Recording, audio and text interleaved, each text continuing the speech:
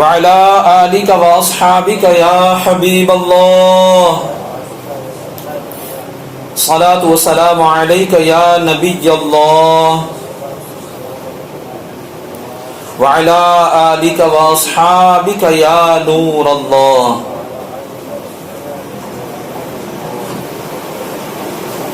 فرمان مصطفیٰ صلی اللہ علیہ وسلم، تم اپنی محفلوں کو مجھ پر درود پاک پڑھ کر آراستہ کرو کہ تمہارا مجھ پر درود پاک پڑھنا قیامت کے روز تمہارے لیے نور ہوگا. صلو علی الحبیب صلی اللہ تعالی علی محمد صلی اللہ علیہ وسلم. پیارے پیارے اسلامی بھائیوں، کچھ ضروری بات عرض کر دوں کہ آج کل ہمارے ہاں خیال نہیں کیا جاتا، لوگ بس کمانے کی فکر کرتے ہیں، کمائی کا ذریعہ حلال ہے یا حرام ہے اس کی پرواہ کم ہی لوگ کرتے ہیں. عموماً آپ نے سنا ہی ہوگا، میاں اب جھوٹ کے بغیر گزارا نہیں ہے، جھوٹ بنا تو کاروبار چلتا ہی نہیں ہے. تو جھوٹ بولنا گناہ ہے، لوگ ایسی ایسی باتیں کر رہے ہوتے ہیں.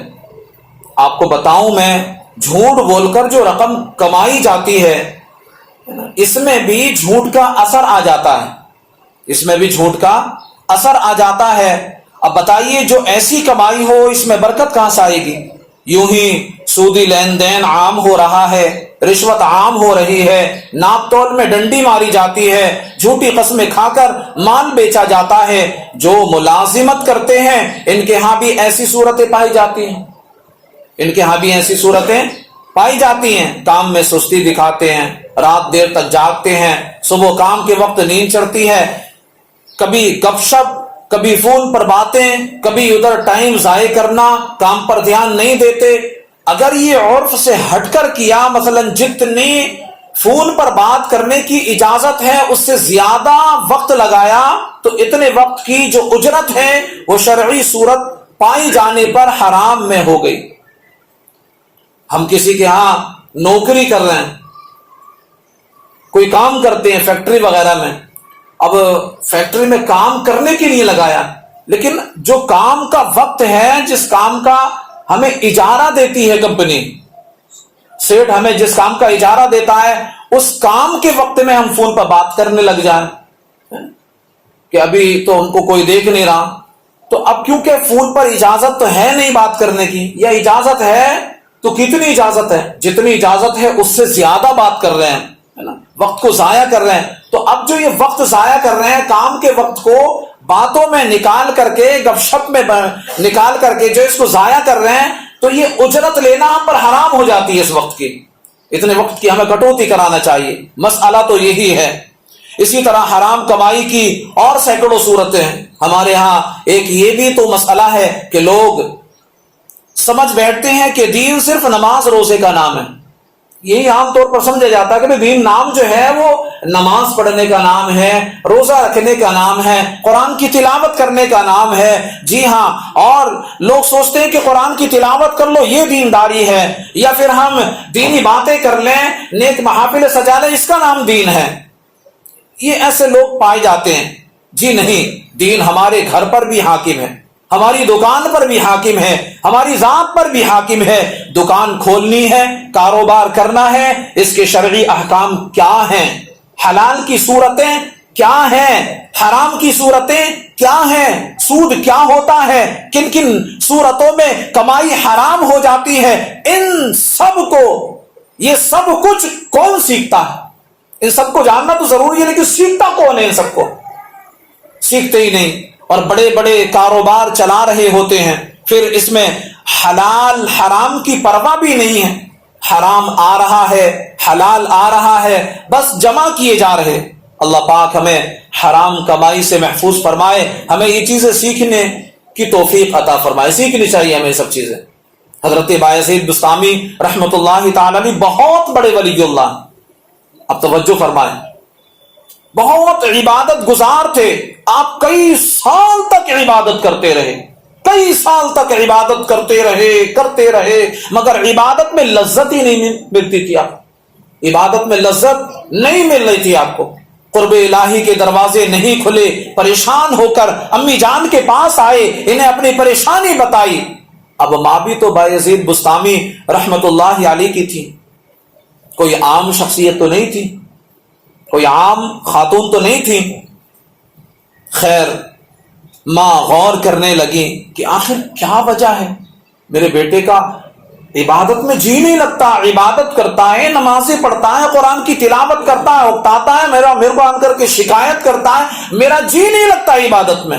اللہ اکبر، کچھ تو کمی ہے۔ ماں نے سوچتے ہوئے کہا کہ کچھ تو کمی ہے جس کی وجہ سے عبادت میں لذت نہیں مل رہی۔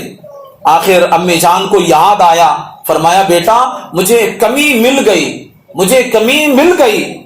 جب تم پیدا نہیں ہوئے تھے میں ابھی امید سے تھی، اس وقت میں پڑوس میں گئی تھی، ان کے یہاں سے چند دانے میں نے بغیر پوچھے اٹھا کر کھا لیے تھے، جلدی سے پڑوس میں گئیں، پڑوسن سے وہ دانے معاف کروائے، تب حضرت بایزید بسطامی رحمت اللہ تعالی علیہ کو عبادت میں لذت نصیب ہوئی۔ اب اندازہ لگائے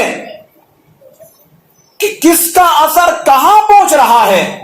آج ہم والدین ہیں اپنے بچوں کے، آج ہم گھر کے سرپرست ہیں، آج ہم فیکٹری کے مالک ہیں، آج ہم کارخانے کے سیٹ ہیں، آج ہم بہت بہت بڑے کاروبار کرتے ہیں، ہمارے ساتھ میں مل کر کے کتنے ورکر کام کرتے ہیں۔ کیا ہم نے کبھی غور کیا کہ جو کاروبار چل رہا ہے اس میں کہیں حرام کی آمیزش تو نہیں ہو رہی، اللہ پاک کی ناراضگیاں تو کہیں نہیں ہو رہی؟ ان تمام چیزوں پر کون غور کرے گا پیارے؟ ہمیں ہی غور کرنا ہے۔ حضرت بایزید بسطامی کی والدہ نے چند دانے بغیر اجازت کے کھا لیے، عزت کی مٹھاس ختم ہو گئی، عبادت کی لذت ختم ہو گئی، عبادت کی مٹھاس ختم ہو گئی۔ کھائے کس نے تھے دانے؟ والدہ نے۔ اور عبادت میں لذت مل کس کو نہیں رہی ہے؟ بیٹے کو۔ تو آپ ذرا غور کریں، آج ہمارے پاس میں پریشانیاں ہیں نا کہ بیٹا ہمارا کہنا نہیں مانتا، شریر ہو گیا ہے، پریشان کرتا ہے، گالیاں دیتا ہے، آج ہمارا بیٹا ہم کو گھر سے باہر نکالتا ہے، بے عزتی کرتا ہے۔ وجہ کیا ہے؟ ریزن کیا ہے؟ کبھی آپ نے اس پر غور کیا کہ اس کی وجہ کیا ہے؟ تو پیارے آپ کو غور کرنے کی ضرورت ہے کہ کہیں ایسا تو نہیں کہ ہم نے بھی حرام مال کما کر کے اپنی اولاد کو کھلا دیا ہو، کہیں ہم نے بھی حرام و حلال کی تمیز کیے بغیر مال کو اکٹھا کرتے چلے گئے اور اسی مال سے اپنی اولاد کی پرورش کی، تبھی تو وہ باغی ہو رہی ہے، تبھی تو وہ ہمارا کہنا نہیں مانتی، تبھی تو وہ ہم سے گستاخی کے ساتھ پیش آتی ہے۔ خیر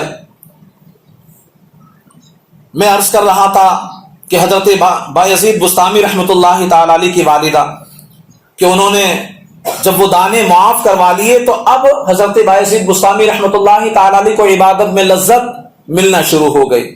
اے میرے پیارے محترم اسلامی بھائیو، اندازہ کیجئے اپنے پیٹ میں شبہ والا لقمہ پہنچانے کا کتنا نقصان ہے، مگر افسوس ہم کم سوچتے ہیں۔ اللہ پاک ہم سب کو حلال کمانے، حلال ہی کھانے اور ہمیشہ حرام کمائی سے بچتے رہنے کی توفیق عطا فرمائے۔ مسلمانوں کے پہلے خلیفہ حضرت سیدنا صدیق اکبر رضی اللہ تعالیٰ عنہ جب خلیفہ بنے، آپ خلافت کی ذمہ داری فی سبیل اللہ نبھانا چاہتے تھے، مگر حضرت سیدنا فاروق اعظم رضی اللہ تعالیٰ عنہ نے زور ڈالا اگر خلیفہ ہی کمائی وغیرہ میں مصروف رہے گا تو مسلمانوں کے معاملات کون دیکھے گا؟ مسلمانوں کے معاملات کون دیکھے گا؟ حضرت سیدنا عمر فاروق اعظم رضی اللہ تعالیٰ عنہ کی مشاورت سے صدیق اکبر رضی اللہ تعالیٰ عنہ کا وظیفہ مقرر کیا گیا۔ اور پھر آپ کو بتا دوں آخری بات کہ حضرت سیدنا صدیق اکبر رضی اللہ تعالیٰ عنہ کا جب انتقال ہونے کو تھا، آپ وصال فرمانے والے تھے، تو اس وقت آپ نے وصیت کی کہ جب سے میں نے خلافت سواری ہے، خلافت کی باغ ڈور اپنے ہاتھ میں لی ہے، تب سے لے کر آج تک مجھے جتنی تنخواہ ملی ہے وہ 8,000 درہم ہوتے ہیں، اور 8,000 درہم میرے مرنے کے بعد میرے مال سے نکال کر کے بیت المال میں جمع کروا دینا۔ یہ تھے ہمارے خلیفہ۔ وہ ہم کو یہ سکھا کر کے چلے گئے. کاش ہمارے ذہنوں میں بھی بیٹھ جائے یہ بات اور ہم بھی نیک بن جائیں اور ہم بھی حرام کمائیوں سے بچنے والے بن جائیں, سودی لین دین سے بچ جائیں اور ہم حرام و حلال میں تمیز کرنے والے بن جائیں. اللہ پاک ہم سب کو کہنے سننے سے زیادہ عمل کرنے کی توفیق عطا فرمائے. صلو علی الحبیب صلی اللہ تعالی علی محمد صلی اللہ علیہ وسلم.